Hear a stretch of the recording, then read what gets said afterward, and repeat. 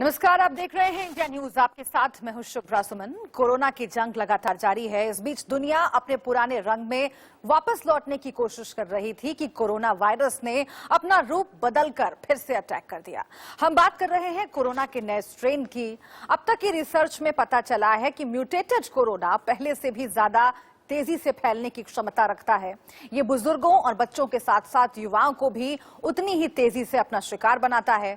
कुछ दिन पहले यूके में कोरोना का नया स्ट्रेन मिला, जिसके बारे में ये पुष्टि हो चुकी है कि ये स्ट्रेन पहले से 70% ज्यादा संक्रामक है। इससे भी ज्यादा चिंता की बात यह है कि ब्रिटेन में ही कोरोना का तीसरा स्ट्रेन भी सामने आ गया, जो और भी ज्यादा संक्रामक और खतरनाक हो सकता है। इस नए म्यूटेंट के साउथ अफ्रीका से ब्रिटेन पहुंचने का दावा किया जा रहा है। अब सवाल यह है कि नया स्ट्रेन कितना खतरनाक है और जो कोरोना की वैक्सीन बनाई गई है वो इन नए स्ट्रेन पर कितनी कारगर साबित होगी, इस रिपोर्ट से समझिए।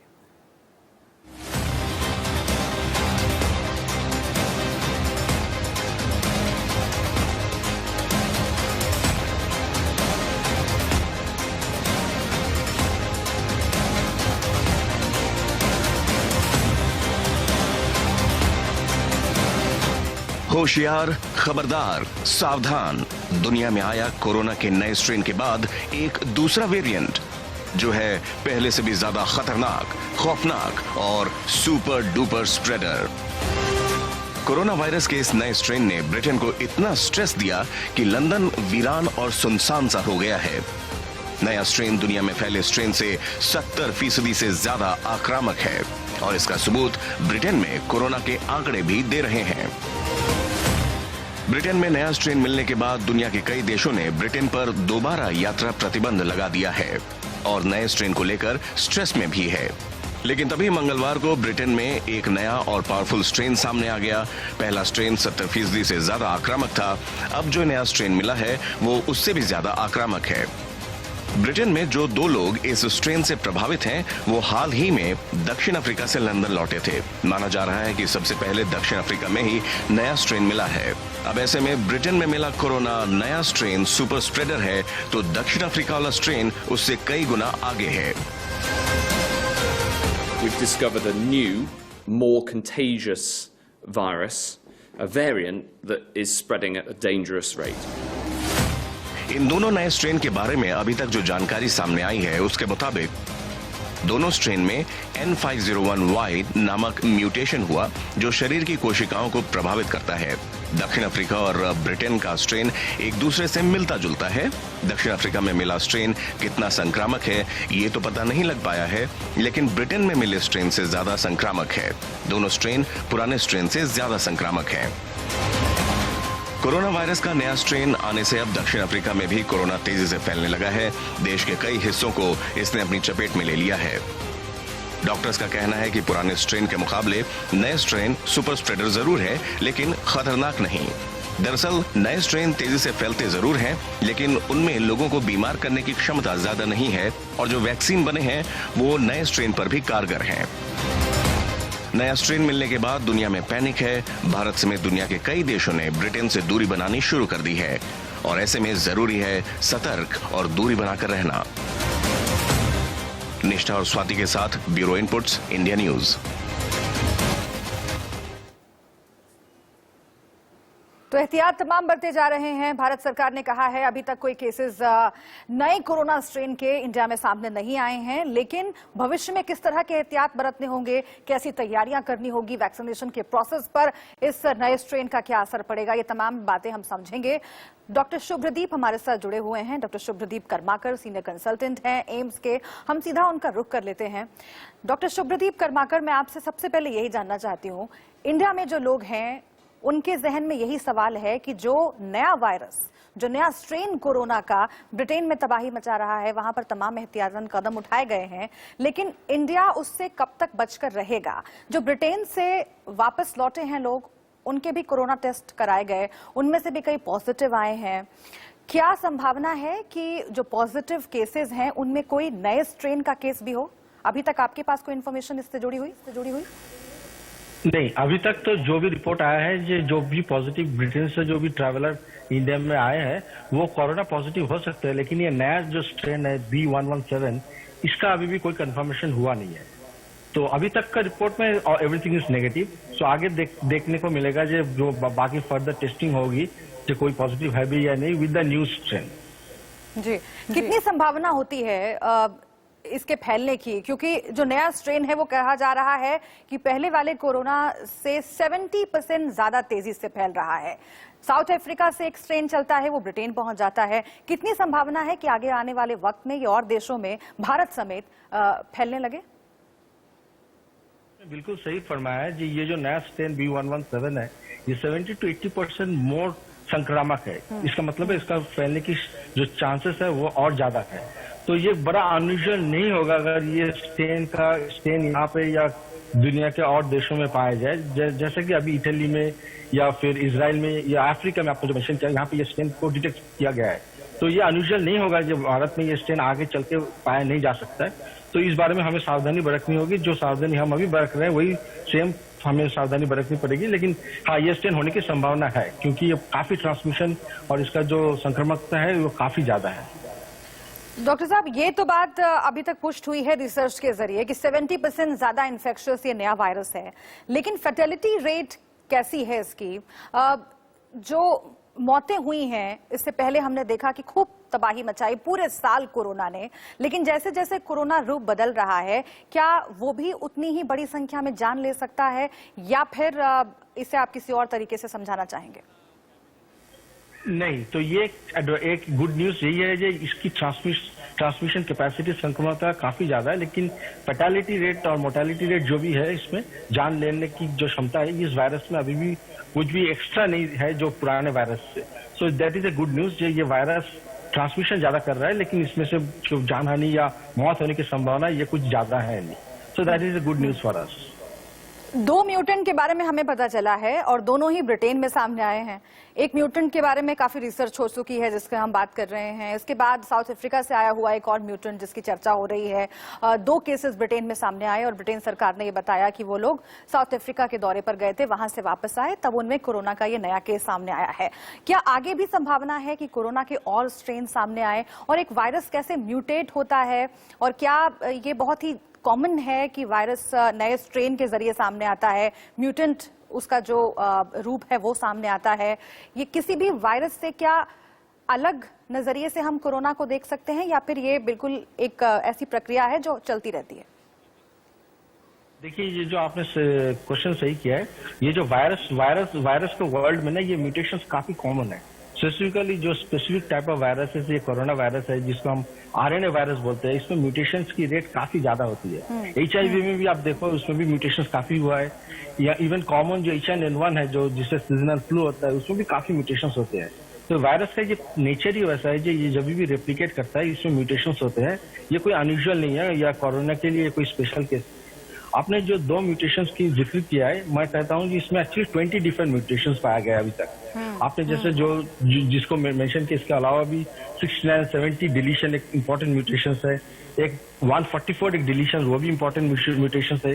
कुछ म्यूटेशंस के जरिए क्या होता है, ये वायरस को डिसएडवांटेज होता है ताकि वो वायरस के लिए हानिकारक है। तो वायरस रैंडमली म्यूटेट करती है अपने तरीके से, लेकिन कुछ म्यूटेशंस वायरस के लिए हानिकारक होता है, खुद के लिए, वायरस के लिए, तो उससे वायरस का पॉपुलेशन खत्म हो जाता है।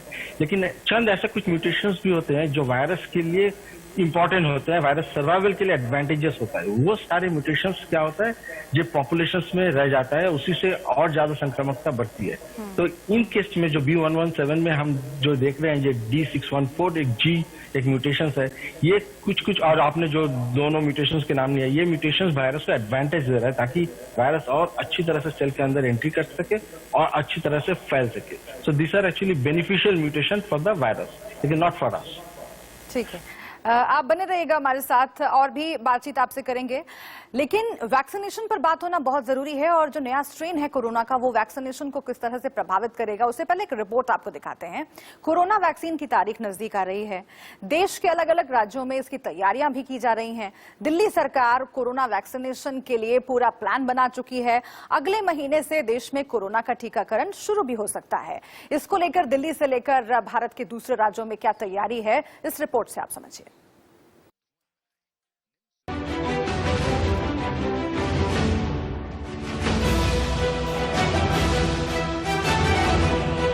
ये सबसे पहले मैं आपको तस्वीरों में दिखाना चाहूंगा किस तरह कोल्ड स्टोरेज की जो डिब्बे हैं वो यहाँ पर पहुंच गए हैं। जगह जगह इनको लगाया जा रहा है अलग अलग इस वैन के जरिए वैक्सीन को लाने और यहाँ सुरक्षित रखने के बाद जिन सेंटरों पर जरूरत होगी उनको वहाँ भेजा जाएगा। ये आज चाइना वैक्सीन देता था, तो इसमें भी हमारी वैक्सीन रखी जाएगी। कोरोना के खिलाफ ये महाजंग की तैयारी है। खबर है कि अब से महज चंद दिन बाद वैक्सीन की पहली खेप आ जाएगी। इसके लिए दिल्ली से लेकर पटना और राजस्थान से लेकर मध्य प्रदेश तक में तैयारियां जोरों पर है। कोल्ड चेन फैसिलिटीज में हमारे deep freezers, refrigerators, walk in coolers, vaccine carriers, thermocol carriers जैसे इक्विपमेंट की जरूरत होती है और जो कि दिल्ली में पर्याप्त मात्रा में है और जिसको हमने पहले से ही चिन्हित कर लिया है और हमने ये अंदाज लगाया है कि ये हमारे पास में पर्याप्त मात्रा में उपलब्ध है। इसके अलावा हमारे पास में 600 मेडिकल ऑफिसर्स ऐसे हैं जिनको हम ट्रेन करेंगे जो कि हमारे कोल्ड चेन पॉइंट्स को मॉनिटर भी करेंगे। दिल्ली के राजीव गांधी सुपर स्पेशलिटी अस्पताल में स्पेशल डीप फ्रीजर इंस्टॉल किया गया है। कोविड वैक्सीन को सुरक्षित रखने के लिए फ्रीजर में 2 डिग्री से 8 डिग्री तक का तापमान रखा गया है। हमारे पास अभी 74 लाख डोज स्टोर करने की कैपेसिटी है, कोल्ड स्टोर की कैपेसिटी है, लेकिन इसको बहुत जल्द अगले 5-7 दिन के अंदर, सारा काम बड़ी तेजी से चल रहा है, अगले 5-7 दिन के अंदर मैक्सिमम 1 हफ्ते के अंदर ये कैपेसिटी हमारी बढ़ के 1 करोड़ 15 लाख डोज स्टोर करने की कैपेसिटी हो जाएगी। इससे पहले दिल्ली एयरपोर्ट पर तैयारियों को आखिरी रूप दिया जा चुका है। वहां वैक्सीन को रखने के लिए -20 डिग्री तक के तापमान का कूल चैम्बर बनाया गया है। दिल्ली में वैक्सीन लगाने की पूरी तैयारी कर ली गई है। इसके साथ ही किसे और कैसे वैक्सीन लगनी है वो भी चिन्हित हो चुका है। इन सब लोगों का रजिस्ट्रेशन किया जा रहा है। जिन जिन लोगों को जो कैटेगरी, जो प्रायोरिटी कैटेगरी है, तो जब वैक्सीन आएगी तो जिन लोगों का रजिस्ट्रेशन है उन्हीं को वैक्सीन सबसे पहले मिलेगी।